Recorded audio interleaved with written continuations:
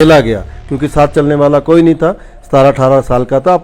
आप इंजीनियरिंग छोड़कर civil services में क्यों आए? तो पता ही नहीं था कि सिविल सर्विस होती क्या है। आपके बारे में हम जब भी किसी व्यक्ति से पूछते हैं तो यही कहते हैं कि अफसर तो सीधा है, बोलता भी सीधा है और बिल्कुल फैसले भी सीधे होते हैं। जो बहुत चापलूस होगा बड़े अच्छी तरह से अपना केस रख लेगा। जीवन का एक बड़ा इंटरेस्टिंग किस्सा ये भी है कि शायद 15 दिन में 3 बार आपकी ट्रांसफर की गई थी। इंडिपेंडेंट कोर्ट है, मैं अपनी मर्जी से 10 बजे लगाऊंगा, आपको आना तो आओ। नहीं, व्यवस्था चली थी तो मेरे खिलाफ लगभग जो है वो 90 दिन हड़ताल भी चली। लेकिन हमने बहुत सारे साक्षात्कार किए जिसमें एक साक्षात्कार प्रोफेसर प्रेम कुमार धूमल का भी किया था। उन्होंने कहा कि ब्यूरोक्रेसी पर पकड़ एक शेर की तरह है, अगर आप शेर की सवारी ठीक से नहीं करोगे तो शेर आपको खा जाएगा। देखिए, पॉलिटिकल प्रेशर कोई चीज़ नहीं होती है। जब डिप्टी कमिश्नर था तो प्रोग्राम होता था सीएम का, 3-5-6 जगह जाना होता था। तो मान लो कहीं लेट हो गए और चाय किसी सार्वजनिक स्थल पे चाय पीने बैठे, तो मैंने कई बार मुख्यमंत्री को बोले जनाब चलने का समय हो गया, तो लोग कहते थे अभी कैसे, अभी तो उन्होंने चाय का प्याला पकड़ा ही है। आपने स्वर्गीय पूर्व मुख्यमंत्री वीरभद्र सिंह के साथ भी काम किया है, आपने प्रोफेसर प्रेम कुमार धूमल के साथ भी काम किया है। एक पॉलिटिशियन की कमी या एक खूबी आप क्या देखते हैं? उसके ये शॉर्टकट जिंदगी में कभी कुछ नहीं होता। एक युवा चंबा के एक छोटे से गांव से निकला, बिना ये सोचे समझे कि जिंदगी में करना क्या है, बनना क्या है। अमूमन सपनों की इस कश्मकश में हम कई बार ऐसा रास्ता चुनते हैं जो आगे चलकर हमें बहुत कुछ देता भी है, या फिर हम यूं कह सकते हैं कि लोगों के लिए सर्वांगीण विकास का भी एक रास्ता बनता है। आज कहानी एक ऐसे आईएएस ऑफिसर की जिसने सफर चंबा के एक छोटे से गांव से तय किया, लेकिन आज हिमाचल प्रदेश सरकार में एडिशनल चीफ सेक्रेटरी के पद तक पहुंचे हैं। हमारे साथ आईएएस ओंकार चंद शर्मा जी हैं। आपका बहुत बहुत स्वागत है संवाद Bharat. Thank you so much. Chamba के एक छोटे से गांव से आपने सफर शुरू किया। हमेशा युवाओं के मन में कंफ्यूजन रहता है अपने करियर को लेकर, सपनों को लेकर, और 90s का वो दौर जिसमें आप कंफ्यूजन के साथ साथ सुविधाओं का अभाव भी देखते हैं। सफ़र किस तरह का था, घर से कब निकले और कब ये सोचा कि अब आईएएस ही बनना है? देखिए, मैं एक बहुत ही छोटे किसान परिवार से आता हूँ। हमारा जो स्कूल था, प्राइमरी और मिडिल स्कूल था, हमारे घर से 1.5 किलोमीटर दूर था, तो सड़कें नहीं होती तो वहाँ तक पहुँचते थे। उसके बाद जो मतलब मिडिल करने के बाद जो हमारा हाई स्कूल था, हमारे घर से लगभग 5 किलोमीटर दूर था, तो वहाँ पे पैदल जाना पड़ता था। 5 किलोमीटर रोज़ जाना आना, बारिश हो, छाता नहीं होता था, तो बसें भी थी लेकिन पैसे नहीं होते थे, तो पैदल चल के जाते थे। मैं ही अकेला पैदल नहीं चलता था, मेरे जैसे लगभग 60 से 70% लोग जो थे वो पैदल जो है वो स्कूल जाते थे। तो वहाँ से मैट्रिक करने के बाद फिर डीएवी कॉलेज कांगड़ा, जो कि हमारे चंबा के साथ लगता हुआ क्षेत्र है, लगभग 60 किलोमीटर हमारे घर से दूर है। वहाँ से हमने पीयूसी, जिसको प्रेप बोलते हैं, और प्री इंजीनियरिंग वहाँ से की। उसके बाद इंजीनियरिंग कॉलेज के लिए हमने अप्लाई किया और हमारी जो नॉमिनेशन थी वो Jawaharlal Nehru technological university Hyderabad university के अंतर्गत काकीनाडा को जो कॉलेज था, जो विशाखापट्टनम से नीचे एक मेजर पोर्ट है, वहाँ से हमने जो है सिविल इंजीनियरिंग की बीटेक किया। देखिए, 90s के उस दौर में हम हिमाचल से बाहर जाने का शायद सोचते भी नहीं, क्योंकि वो दौर बड़ा अलग था। आपने भी कहा कि सुविधाओं का अभाव था, आप रोज़ पैदल चलते थे, इंजीनियरिंग भी आपने की। हैदराबाद जाने के पीछे आपकी सोच क्या थी? क्या किसी ने आपकी मदद की थी या फिर खुद ही सोचा था कि अब थोड़ा बाहर निकलना है? देखिए, सभी हमारी तरह ज़्यादातर जो हमारे क्लास फेलो होते थे, उनके पेरेंट्स जो वो अशिक्षित थे, पढ़े लिखे नहीं थे, लेकिन अपने बच्चों को आगे पढ़ा रहे थे। तो हमारे गांव के आसपास में उस समय एक्सचेंज की गाड़ी जाती थी, तो बोले कि ये जीप वाला कौन होता है, पता चला इंजीनियर होता, तो पता चला कि क्यों ना इंजीनियर बना जाए। इसलिए हमने जो है वो इंजीनियरिंग का फॉर्म भरा और हमारी नॉमिनेशन हैदराबाद में हुई। लेकिन घर से, गांव से हैदराबाद जाने की जर्नी बड़ी इंटरेस्टिंग थी, क्योंकि हम बहुत ही छोटे गांव से आते हैं। तो हमने डीटीसी की बस जो है धर्मशाला से, कोतवाली बाजार बस अड्डा होता था, वहाँ से पकड़ी और दिल्ली गए। पहली बार जो है बाहर निकले, दिल्ली जैसे महानगर में पहुँचे और देखे कि हजारों की तादाद में बसें हैं, जो कि हमने 1 या 2 बसों से ज़्यादा देखी नहीं थी। उसके बाद आप सोच सकते हैं कि उस खो ना जाना, अकेला गया, क्योंकि साथ चलने वाला कोई नहीं था। 17-18 साल का था। आप 90s की बात करें, मैं 80s की बात करूं, क्योंकि मैंने इंजीनियरिंग जो थी वो 85 से 89 में इंजीनियरिंग पास आउट कर ली थी। तो वहाँ से फिर जा कर के खोजा गया तो हजरत निजामुद्दीन रेलवे स्टेशन पहुँचे।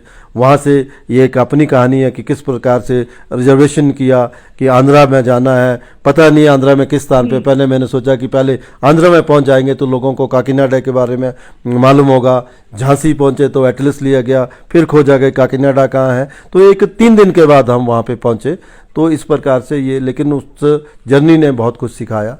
वहाँ पे बिल्कुल प्योर तेलुगु बोलते हैं और वहाँ पे हिंदी नहीं बोलते थे कोई भी, और अंग्रेजी से मैं संवाद करना, लेकिन उसके कारण जो है मुझे तेलुगु सीखने का मौका मिला, क्योंकि वहाँ पे कोई भी लोग हिंदी नहीं जानता था। उसके बाद मुझे लगता है कि 86-87 के बाद दूरदर्शन जो है वो आंध्र प्रदेश में चलना हुआ, जिसमें कि हिंदी के प्रोग्राम आने लगे। उसके बाद लोग, जब मैं पास आउट हुआ तब तक कुछ लोग 5-7 लोग हिंदी समझने लगे थे। आपने भाषाओं की बात की, आपने कहा कि आपने तेलुगु सीखना भी शुरू किया।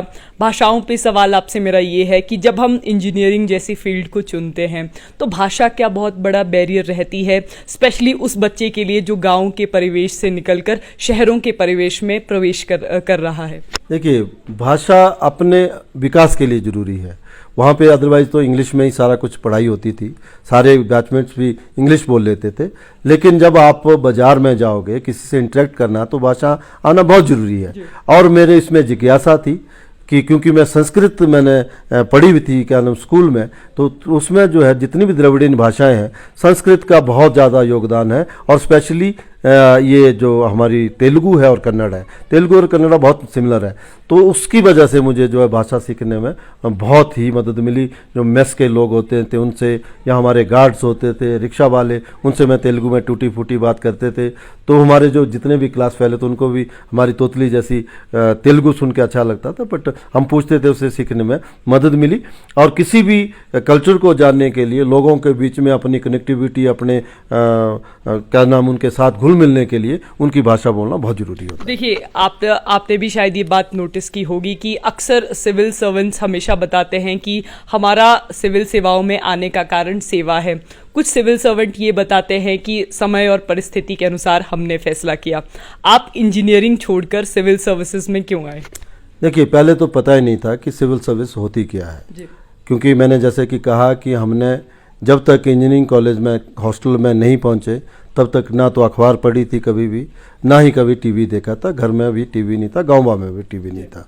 तो वहाँ जाने के बाद, इंजीनियरिंग सेवा करने के बाद इंजीनियरिंग सर्विस में हम आ गए। और वो इंडियन इंजीनियरिंग सर्विस में भी रेलवे सबसे ऊपर होती है, तो हमारी रेलवे में सिलेक्शन होगी। लेकिन वहाँ पे जब हम पुणे में जब हमारी ट्रेनिंग चल रही थी और रेलवे स्टाफ कॉलेज बड़ौदा में ट्रेनिंग चल रही थी, तो हमारे जितने ज़्यादातर जो कुलीग्स थे वो किसी भी सर्विस के थे, वो सारा ज़्यादातर मैक्सिमम यूपी या बिहार के थे। तो उनमें सब में रहता था कि बनना है तो आईएएस बनना है। तो उस तरह से फिर हमें लगा कि क्यों ना हम भी करें। तो उसके बाद हमने ये पढ़ाई शुरू की। और यकीन मानिए कि ये बहुत बड़ा हैंडीकैप था कि जनरल नॉलेज जो है ग्रामीण क्षेत्र से आए लोगों का बहुत ही कम होता था। मैं एक उदाहरण देना चाहता हूँ कि जब मैंने सिविल सर्विस की तैयारी शुरू की तो उसमें आता है पाक ऑक्युपाइड कश्मीर, कि ये जो है पाक से अधिकृत कश्मीर कौन सा है, क्योंकि हम जब नक्शा देखते थे उसमें तो पूरे भारत का होता है। तो उसको जानने के लिए मुझे 2.5 महीने लगे, सब प्रकार की, क्योंकि गूगल था नहीं, नेट था नहीं। तो क्या करने थे, आपने इंडिया टुडे या जो जितनी कंपटीशन मैगजीन थी उनको पढ़ना। उसमें एक इंडिया टुडे के इशू आए थे जिसमें कि पीओ के बारे में था। तब मुझे पता चला कि ये बाउंड्री तो ठीक है इंडिया की, लेकिन पाक अधिकृत कश्मीर ये है। तो इतना करने फिर हमने इतनी मेहनत की उसमें जनरल नॉलेज में कि उसके बाद आप विश्व का कोई भी प्रश्न हमसे पूछते तो हमें आना। लेकिन यही बात होती है कि जो प्रभात जो परिवारों से आते हैं, अच्छे परिवारों से आते हैं, शहरों में शिक्षित होते हैं, कन्वेंट स्कूल में पढ़े होते हैं और अच्छी जगह पढ़ते हैं, बचपन से ही जो टीवी देखा होता है, उन्होंने अखबारें पढ़ी होती हैं और जगह में गए होते हैं, तो उनका सामान्य ज्ञान बहुत अच्छा होता है। तो एक उनके ऊपर एडवांटेज होती है। लेकिन फिर भी मैं ये कहना चाहता हूँ कि ये कोई हैंडीकैप नहीं है, अगर आप ठान लो तो सब हर चीज़ को हासिल किया जा सकता है। 1994 बैच के आप आईएएस अधिकारी हैं। उस समय जब आपका चयन आईएएस या सिविल सर्विसेज में हुआ था, देश में किस तरह की परिस्थितियां थी, यूपीएससी को किस नज़र से देखा जाता था, क्योंकि हमेशा से ही प्रतिष्ठित सेवाओं में तो यूपीएससी रहा ही रहा है, लेकिन आपसे मैं पर्टिकुलरली उस समय का परिवेश किस तरह का था वो भी जानना चाहूँगी। देखिए, यूपीएससी अभी तक मैं कहता हूं कि कुछ 15-20 वर्षों तक पहले तक जो है सब लोग युवाओं की सबसे प्रथम जो चॉइस थी वो हमेशा यूपीएससी क्लियर करना ही होती थी। ये अलग बात है कि दक्षिण भारत में लोगों की चॉइस जो है विदेश जाना भी, जैसे यूएसए जाना, वहाँ भी होती थी। तो जब हमारी सिलेक्शन हुई तो एकेडमी में एक इंटरव्यू लेते हैं, इंट्रोडक्शन चलती है। उस समय तक ये न्यूज़ चैनल नहीं होते थे। मैं 1994 के आपने कहा उसकी बात कह रहा हूँ। केवल मात्र जी न्यूज़ नहीं, जी टीवी होता था, तो न्यूज़ होते नहीं थे। तो दूरदर्शन वहाँ पे टेलीकास्ट करने है, तो हमारे लोगों का इंट्रोडक्शन को उन्होंने कवर किया। सब लोगों ने कहा कि कौन कहाँ से आया, इंट्रोडक्शन दी। कोई कन्वेंट स्कूल है जीसस मैरी से था, कोई कहाँ किसी और अच्छे स्कूल से आई थी। मेरी बारी आई तो मैंने कहा कि मैंने जो है अपनी स्कूलिंग जो है वो सेंट बोरी स्कूल से की है, उसके बाद डीएवी कॉलेज से प्री इंजीनियरिंग पीयूसी की है, उसके बाद जेएनटीयू हैदराबाद से मैंने इंजीनियरिंग की।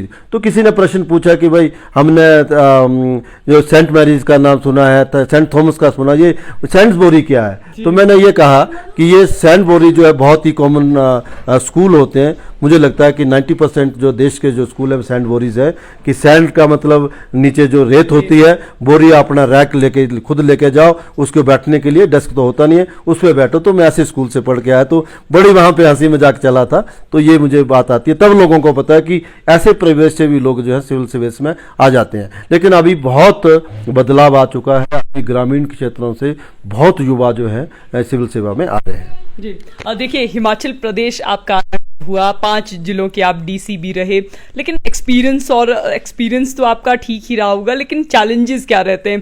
क्योंकि आपके बारे में हम जब भी किसी व्यक्ति से पूछते हैं तो यही कहते हैं कि अफसर तो सीधा है, बोलता भी सीधा है और बिल्कुल फैसले भी सीधे होते हैं। अब मैं आपसे जानना चाहूँगी चैलेंजेस क्या हैं? देखिए, मैं ये कहना चाहता हूँ कि जब आप लोगों के साथ कनेक्ट करते हो तो लोग आपकी जो है ताकत बन जाते हैं। मैंने एक बहुत धारावाहिक देखा था, ये भी दूरदर्शन पे आता, उड़ान करके एक धारावाहिक आता था। उड़ान में एक ग्रामीण परिवेश की जो लड़की है वो आईपीएस बनती है, वो अपने माँ बाप का स्ट्रगल देखती है, और वो जब बैठती है तो अपने किसी टीवी में जब वहाँ पे कोई मिलने आता है तो वो कहती है कि मैंने टेबल के इस तरफ से, जैसे इस तरफ बैठते हैं, और कुर्सी की तरफ आने का बहुत लंबा सफ़र तय किया है। तो मैं इस डायलॉग को हमेशा याद रखता था कि जो टेबल के दूसरी तरफ हमारे पास जो लोग आए हैं उनका दुख दर्द क्या है। जो बहुत चापलूस होगा बड़े अच्छी तरह से अपना केस रख लेगा, लेकिन कई जो बहुत गरीब होगा वो कुछ नहीं बोल पाएगा। वो उसको आपने समझना कि इसकी क्या समस्या है, नहीं बोल पा रहा है, उसको आपने कुरेदना है कि इसके क्या क्या सवाल होते हैं। पहले सवाल उन्हीं से मतलब पूछना है, उसी का जवाब आपने देना है। तो मुझे लगता है जब आप लोगों के बीच में इस तरह से कनेक्ट बन जाता है तो ये बहुत आसान हो जाता है कि लोगों के जो है उनकी समस्याओं का समाधान करना। देखिए, आपके जीवन का एक बड़ा इंटरेस्टिंग किस्सा ये भी है कि शायद 15 दिन में 3 बार आपकी ट्रांसफर की गई थी। ये सरकारों के साथ तालमेल का क्या रहता है? अफसरों का क्या तालमेल बन नहीं पाता, या कोई पॉलिटिशियन को कोई अफसर सूट नहीं करता है? ये क्या लॉजिक है? नहीं, देखो, ये एडमिनिस्ट्रेटिव रिक्वायरमेंट होती हैं, किसी वजह से अगर ट्रांसफ़र हो भी जाती है तो इसमें कोई बुरा मानने की बात नहीं है। आप जिस भी पोस्ट में बढ़े उसमें ईमानदारी से कार्य करें। मैं जैसे आपको बताता हूँ, आपने जैसे कहा कि मैं शायद बहुत रेयर, हमारे 12 जिले हैं, 12 में से 5 जिलों का जिलाधीश रहा हूँ, 3 डिविजनल कमिश्नर हैं, उनमें तीनों में कमिश्नर रह चुका हूँ, और मैंने फील्ड की पहले मेरे 20 साल जो फील्ड में रहे हैं। तो इसमें ये होता रहता है कि कभी ट्रांसफ़र हो जाए, तो इसमें कोई बात नहीं। जहाँ भी जाते हैं, जैसे मैंने कहा कि जब मेरा डिविजनल कमिश्नर मेरा वहाँ पे ट्रांसफ़र हुई तो मैंने वहाँ ईमानदारी से काम किया। तब लोगों को पता लगा कि वो डीसी ऑफिस को जानते, डिविजनल कमिश्नर को नहीं जानते थे, लेकिन आप काम करके दिखाओ तो लोग लगते हैं ये भी कोई ऑफिस है। तो आप अपना काम करते लगे, लोग आपको जब रिकोगनाइज करना शुरू करते हैं, पॉलिटिशियन कोई भी बुरा नहीं होता है, उनको लगता है कि काम तो करते हैं कम से कम, तो आपको जो आपको ड्यू होता है वो हमेशा मिलता है। तो कोई किस्सा डिविजनल कमिश्नर के तौर पर आपको याद हो, क्योंकि आपने भी बहुत सारे हमने बहुत सारे प्रकरण भी सुने हैं, मंडी है, कांगड़ा है, कोई एक चीज जो आप जनता को भी बताना चाहें? नहीं, देखिए, जैसे मैं कांगड़ा में था, डिविजनल कमिश्नर था, तो वहाँ पे 2 बजे कोर्ट लगता था, मैंने वो 10 बजे लगाना शुरू किया। तो क्या नाम वो बहुत सारे जो हमारे जो लॉयर मित्र थे उन्होंने उसका विरोध किया कि हम कहा कि हम तो उसके कोर्ट में होते हैं, सेशन जज के कोर्ट में, तो आप 2 बजे लगाइए। तब मैंने कहा अभी तो आप जूनियर भेज दीजिए। अगर मान लो जहाँ शिमला में हाई कोर्ट है तो क्या पहले हाई कोर्ट खत्म होगा, उसके बाद क्या नाम सेशन कोर्ट खत्म होगा, उधर के उसके बाद डिविजनल कमिश्नर या डीसी की बारी है, तो मैं तहसीलदार का और नायब तहसीलदार तो फिर आधी रात के बाद केस लगाएं। मेरा इंडिपेंडेंट कोर्ट है, मैं अपनी मर्जी से 10 बजे लगाऊंगा, आपको आना तो आओ, नहीं करना। जब मैंने जो है वो क्योंकि सेकंड अपील होती थी, फैसले शुरू किए तो उनको वो ठीक नहीं लगा, और क्योंकि कई सालों से व्यवस्था चली थी तो मेरे खिलाफ लगभग जो है वो 90 दिन हड़ताल भी चली, लेकिन अल्टीमेटली जो लोग मेरे साथ रहे और उसका नतीजा सुखद निकला और लोगों को लगा कम से कम ये फैसले तो करता है, तो अल्टीमेटली वो फिजल आउट हो गया, वो हड़ताल भी टूटी, सब कुछ हुआ, वो अलग एक कहानी है। तो आप अपने कर्म पे करते रहिए, और मुझे लगता है कि जब जनता आपके साथ चलती है तो मुझे लगता है कि समाज में जो है जब एक दबाव बनता है तो सबको उसको मानना ही पड़ता है। एक ब्यूरोक्रेट के विषय में हमेशा ये कहा जाता है कि ब्यूरोक्रेट पर पॉलिटिकल प्रेशर बहुत ज़्यादा रहता है। हमने बहुत सारे साक्षात्कार किए, जिसमें एक साक्षात्कार प्रोफेसर प्रेम कुमार धूमल का भी किया था। उन्होंने कहा कि ब्यूरोक्रेसी पर पकड़ एक शेर की तरह है, अगर आप शेर की सवारी ठीक से नहीं करोगे तो शेर आपको खा जाएगा। आपकी नज़र में ये जो पॉलिटिकल प्रेशर है, इसके क्या मायने हैं? देखिए, पॉलिटिकल प्रेशर कोई चीज़ नहीं होती है। मैं समझता हूँ, मैंने इतने साल 30 साल की सर्विस हुई है, पॉलिटिशियन सभी लोग अच्छा होते हैं, सब जो है जनता का भला करना चाहते हैं, कुछ उनकी अपनी रिक्वायरमेंट होती है, लेकिन जब आप बता दो कि ये कायदे कानून ये है, इस तरीके से हो सकता है, तो टकराव की स्थिति कभी नहीं होती। तो आपको हमेशा राइट पाथ पे करना चाहता है। कई लोग मुझे बोलते हैं कि आप ऐसा क्यों कर देते हैं। जैसे मैं आपको किस्सा सुनाना चाहता हूँ कि मैं जब डिप्टी कमिश्नर था तो प्रोग्राम होता था सीएम का, 3-5-6 जगह जाना होता था, तो मान लो कहीं लेट हो गए और चाय किसी सार्वजनिक स्थल पे चाय पीने बैठे, तो मैंने कई बार मुख्यमंत्री बोले जनाब चलने का समय हो गया, तो लोग कहते थे अभी कैसे, अभी तो उन्होंने चाय का प्याला पकड़ा ही है। मैंने कहा ये बताना मेरा फर्ज है, जितना समझ ले, अगर अच्छा अगले वाले प्रोग्राम अच्छे करने तो चल पड़ना। तो बाई एंड लार्ज जो भी चीफ मिनिस्टर होते थे, हमने जब कह दिया कि सर समय का चला है तो चल पड़ते थे। उनको लगता है कि ये कोई मतलब ये कह रहे हैं हमारे भले के लिए कह रहे हैं। उसी तरह से हर प्रकार से हमारे ब्यूरोक्रेसी को टकराव की बात नहीं है, ना शेर की बात आती है। हम लोगों को भारत के संविधान के प्रति हमने जो कसम खाई होती है, और वैसे ही पॉलिटिशियन ने भी खाई होती है, तो हमारे को जो तनख्वाह मिलती है वो सच्चाई बताने की भी मिलती है, कि हमें बताना है कि क्या सही है क्या गलत है, उसमें से जो आपका निर्णय उन्होंने करना होता है। तो मुझे नहीं लगता, मैंने कभी टकराव की स्थिति कभी नहीं देखी, हमेशा बताया कि क्या रूल के तहत क्या हो सकता है क्या नहीं हो सकता, और मुझे लगता है सभी लोग उसका जो है मान सम्मान भी करते हैं। आपने स्वर्गीय पूर्व मुख्यमंत्री वीरभद्र सिंह के साथ भी काम किया है, आपने प्रोफेसर प्रेम कुमार धूमल के साथ भी काम किया है, आप वर्तमान मुख्यमंत्री सुखविंदर सिंह सुक्खू की सरकार में अब एसीएस पद तक भी पहुंचे हैं। एक पॉलिटिशियन की कमी या एक खूबी आप क्या देखते हैं? शायद ब्यूरोक्रेसी के बंधन में आप बंधे हैं, इस वजह से बता नहीं पाएंगे, या फिर आप शेयर कुछ करना चाहेंगे जो आपने इन तीनों मुख्यमंत्री में देखा हो? देखिए, सभी इंडिविजुअल, 3 के मैं 4 की बात कहूँगा, सभी का अपना अपना कार्य काम करने का तरीका होता है। जो आपने स्वर्गीय वीरभद्र सिंह जी की बात की, तो वो बहुत ही फाइलों में बहुत डिटेल में जाते थे। आप में थोड़ा गट्स होना चाहिए कि अगर किसी चीज़ से डिफर करते उनको बताना। मैं अपना बता दूं कि मेरे कार्यकाल में कम से कम 3000 फाइलें गई होंगी, जिसके मतलब ट्रांसफ़र से रिलेटेड हुई गई। उन्होंने कभी भी मेरे को एक भी फाइल पे ओवररूल नहीं किया। तो उनको लगता था कि इन्होंने ठीक लिखा है। वो आपकी जो रेपुटेशन होती है कि आपका इतने सालों का होता है, उनको पॉलिटिशियन को सब पता होता है, आपके प्रेजेंट पास्ट और सब के बारे में आपको उनको ज्ञान होता है। तो अगर वो जब आपकी रेपुटेशन के साथ होते तो वो आपके साथ चलते हैं। प्रोफेसर प्रेम कुमार धूमल जी के साथ भी मैंने काम किया, उनका भी वैसा ही था। शैली अलग अलग होती है। जयराम ठाकुर जी के साथ भी कार्य किया, अभी वर्तमान के मुख्यमंत्री जी के साथ भी कर रहे हैं। सबका कार्य करने का, निर्णय लेने का अलग अलग है, और सभी अपने अपने साल में सभी इंडिविजुअल एक जैसे नहीं हो सकते। जैसे सब ब्यूरोक्रेट एक जैसे नहीं हो सकते, सोसाइटी में हर एक आदमी एक जैसा नहीं हो सकता। जयराम ठाकुर जी का शायद मैं नाम लेना भूल गई थी। अब आप जयराम ठाकुर के विषय में भी बताइए कि उनके साथ आपका एक्सपीरियंस किस तरह का था? बहुत बढ़िया एक्सपीरियंस रहा। वो भी जो है, देखिए जितने भी मुख्यमंत्री रहे हैं, सबका लक्ष्य ध्येय जो है, जो कॉमन आदमी है, जो आम आदमी है, उसका भला करना है। तो जब आप कभी भी कोई पॉलिसी उस तरह की लेके आते हैं तो कोई भी मना नहीं करता है, या उन्होंने जो अपने मन में सोचा होता है उसके बारे में आप अपना सुझाव दे दें कि ये पॉलिसी इस तरह से बेटर हो जाती है, तो हमेशा जो है कोई भी हो वो हमेशा मानते हैं। मुझे लगता है कि क्या नाम ये एक जो हमारी डेमोक्रेसी है और ये एक सिस्टम बना है कि ब्यूरोक्रेसी और जो हमारे जो चुने हुए प्रतिनिधि हैं वो किस तरह से एक सामंजस्य बिठा के काम करें तो अल्टीमेटली जो है समाज का ही भला होता है। देखिए, एसीएस के विषय में थोड़ा सा कंफ्यूजन लोगों में भी है कि हिमाचल प्रदेश में एसीएस का पद तो है लेकिन बहुत कम राज्यों में है, ऐसा क्यों? नहीं, एसीएस का पद हर एक राज्य में है, ऐसा कोई कन्फ्यूज़न नहीं है। ये अलग बात है कि पहले 10-10, 11-11 एसीएस भी रहे थे, लेकिन क्योंकि वो बड़े बड़े बैचेस होते थे इसलिए था। तो अभी ये हम हो गया कि हमारी हो गई, अगले साल जो हमसे जूनियर बैच एसीएस बन जाएंगे। तो एक निरंतर प्रक्रिया है कि सिस्टम के तहत ये हो रहा है, तो इसमें कोई कन्फ्यूज़न की कोई बात नहीं है। युवाओं के लिए मैसेज कोई?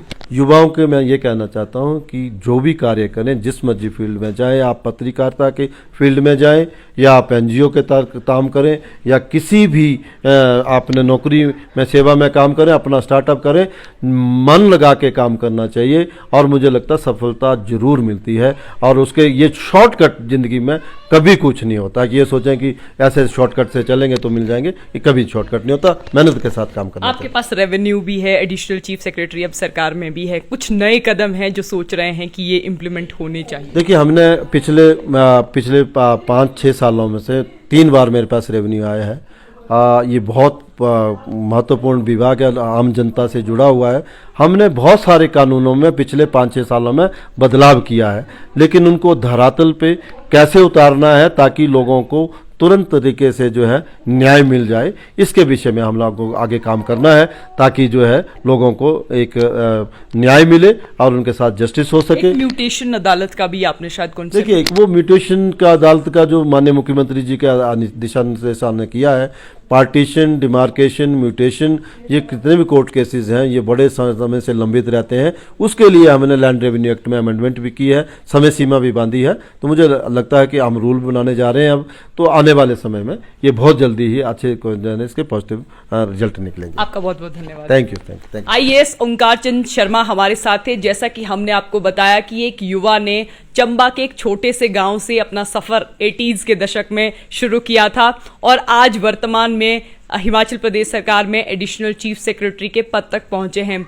सफर की अपनी एक कहानी होती है, सफर का अपना एक अनुभव होता है और वो अनुभव हमने आपके साथ साझा भी किया। तो फिलहाल संवाद भारत में अभी के लिए बस इतना ही। नमस्कार।